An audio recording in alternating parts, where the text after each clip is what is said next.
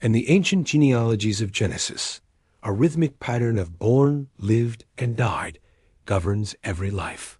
Names appear, ages stretch into the centuries, and then the inevitable conclusion. And he died.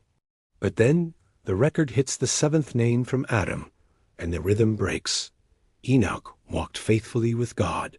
Then he was no more, because God took him. Enoch did not die. He vanished. But the secret to why he was taken, and how he was taken, is hidden in the specific number of his years, 365. In a book where other patriarchs lived for 800 or 900 years, Enoch's departure at 365 stands out as a mathematical anomaly. It isn't just a random number. It is a perfect solar signature. 365 years represents a year of years, a full cycle of the sun. In ancient cosmology, this was the mark of completion. Enoch had completed his earthly circuit, and instead of returning to the dust, he ascended into the light. The secret of the 365 suggests that Enoch was the first human to be perfectly synchronized with the rhythm of the Creator. While the rest of the world was falling into the chaotic lunar darkness of rebellion, Enoch remained solar, constant, bright, and walking in direct alignment with the source of life.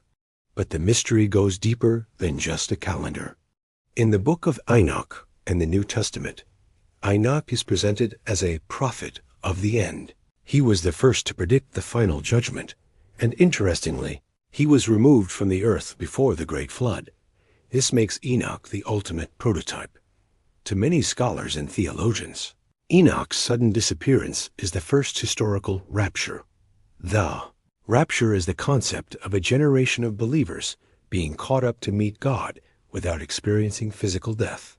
By leaving at 365 years, the number of completion, Enoch became a living metaphor for a future completed church. Just as Enoch was taken before the waters of the flood destroyed the world, the theory suggests that a faithful remnant will be taken before the tribulation of the end times. There is also a fascinating connection to the transformation of the body. Enoch didn't just move from point A to point B. His biology had to be rewritten. Ancient texts describe him being transformed from a man of flesh into a being of lightning and fire, eventually becoming the celestial scribe known as Metatron. This mirrors the promise of the New Testament rapture, that in a moment, in the twinkling of an eye, the corruptible must put on incorruption. Enoch was the beta test for this transformation. He proved that the barrier between the physical and the spiritual is not a wall, but a veil, and that veil can be walked through if your walk is faithful enough. The 365 years of Enoch aren't just a biographical detail. They are a cosmic countdown. They remind us that there is a set time for our circuit on this earth, and that for those who walk in the light, the end of the year isn't darkness, it's an open door. Enoch remains the outlier of history.